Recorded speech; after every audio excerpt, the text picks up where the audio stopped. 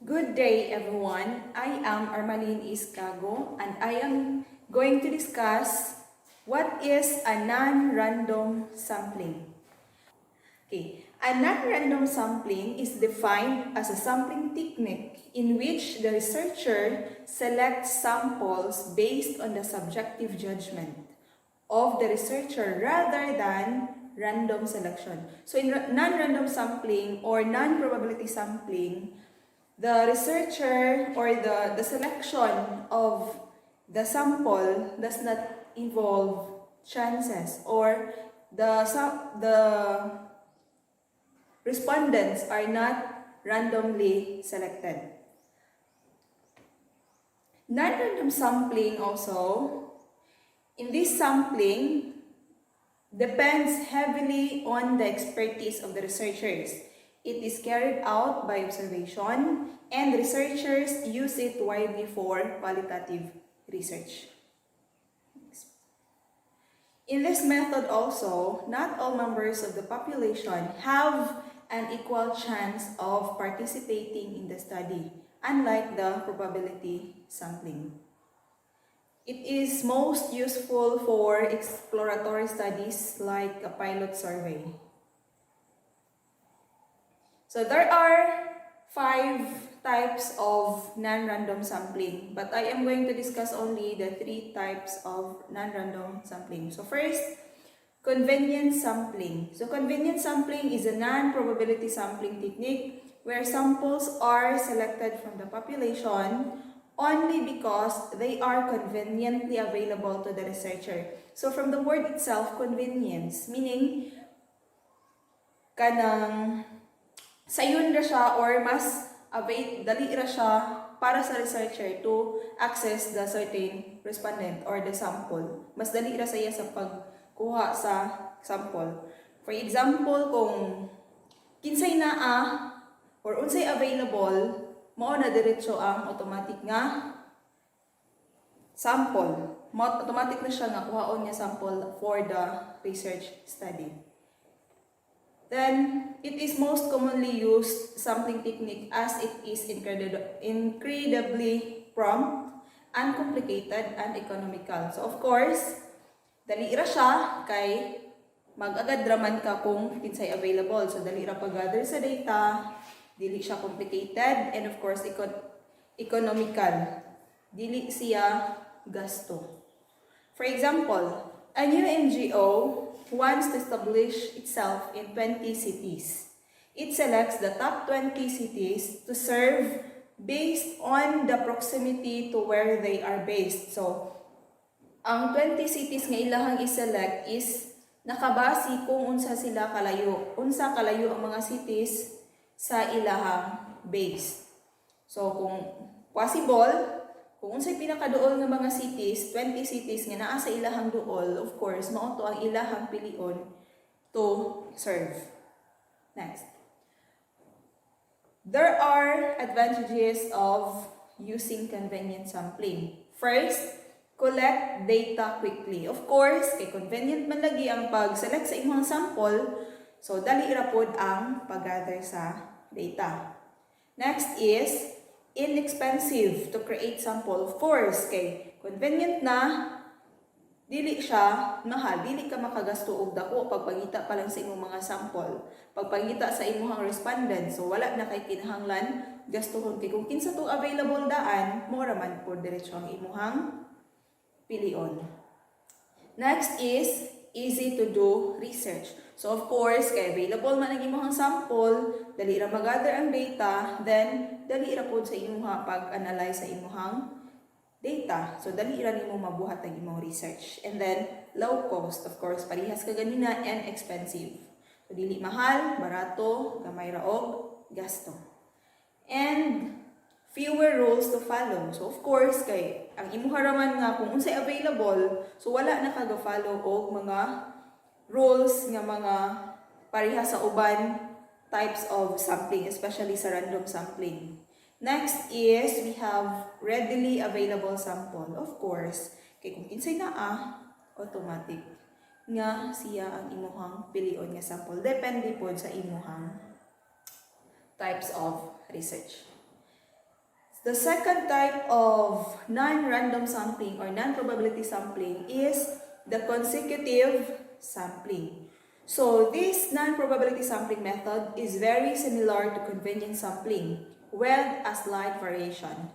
In here, the researchers picks a single person or group of a sample, conducts research over a period, analyze the result, and then moves on to another subject or group if needed.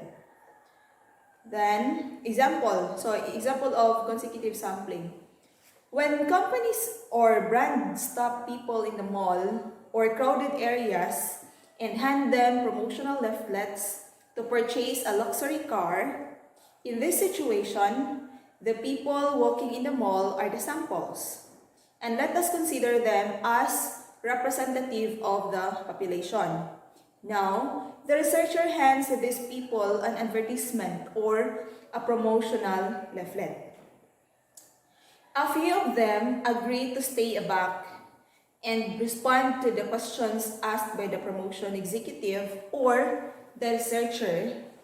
The responses are collected and analyzed, but there is no conclusive result that people would want to buy that car based on the features described on the leaflet. The promotion executive or the researcher now asks questions to another group of people who analyze the details of the car and its features and show a keen interest in buying the luxury car. Thus, this group of people has provided conclusive results for purchasing the vehicle. There are some advantages of consecutive sampling. First, the researcher has many options when it comes to sampling size and sampling schedule.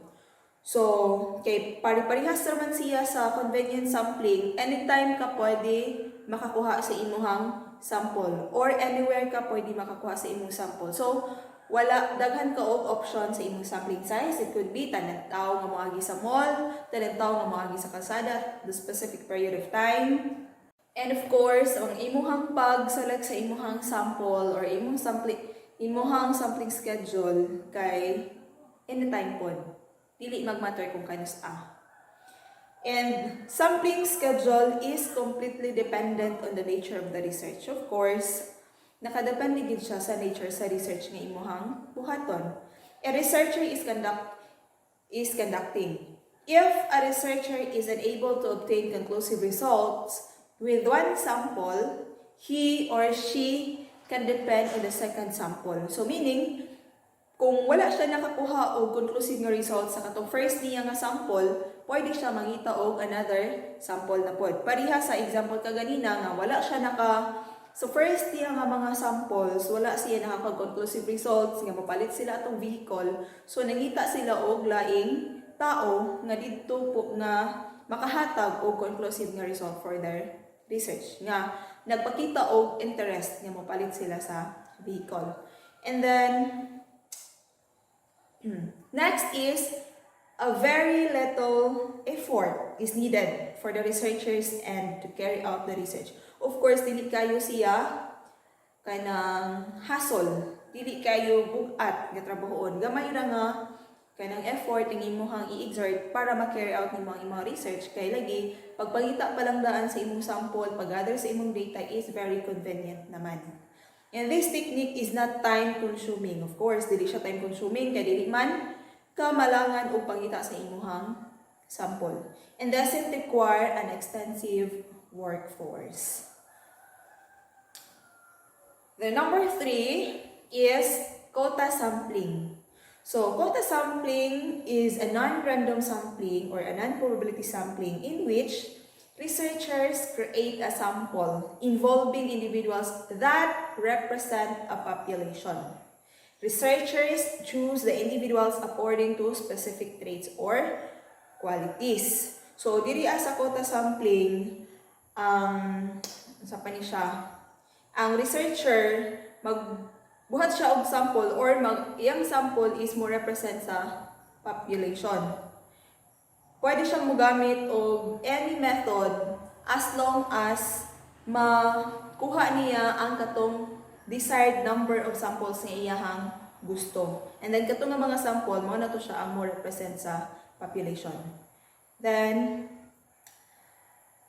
proportion of the groups in the population were considered in the number and selection of respondents. So proportion of the groups. So meaning in a group, if kung bahino nimo ang isa ka grupo into 50%, 30% to 20%, of course, ang katong 50% nga part sa group, mas daghan ka og kuhaon dito kay mas dako man siya nga parte. So proportion, so 50, 30, 20. So if you are going to select kanang 10 samples, so 50% of the other half, 50%, 30% po dayon, then 20% ay mukhaon. So, pwede siya nga 5, 3, and 2. So, proportional ang imong pag-select sa number sa imuhang respondents. For example, a cigarette company wants to find out what age group prefers what brand of cigarettes in a particular city. He or she applies quotas on the groups. So, ang sample diri is ang katong mga customer sa cigarette, consumer sa cigarettes. So, iyahang gi-group according to age. So, we have 21 to 30 years old, 31 to 40 years old, 41 to 50 years old, and 51 and above.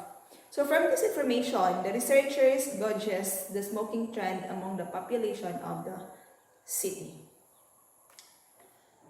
Then there are two types of quota sampling. So first is the controlled quota sampling. So from the word itself, controlled, meaning the researcher imposes restriction on the researcher's choice of the sample. Here, the researcher is limited to the selection of the sample. So pwede sila nga, ang ilahang pag-select sa sample is, depende sa ilahang ganahan, depende sa trait nga ilahang pilion. So, controlled sila sa ilahang pag-select of sample.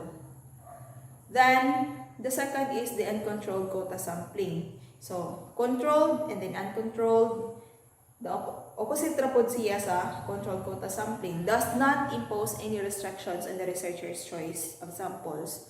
So, here, the researcher chooses sample members at will. Now, so these are the only topics that I am going to discuss because the other types of non-random sampling will be discussed by my partner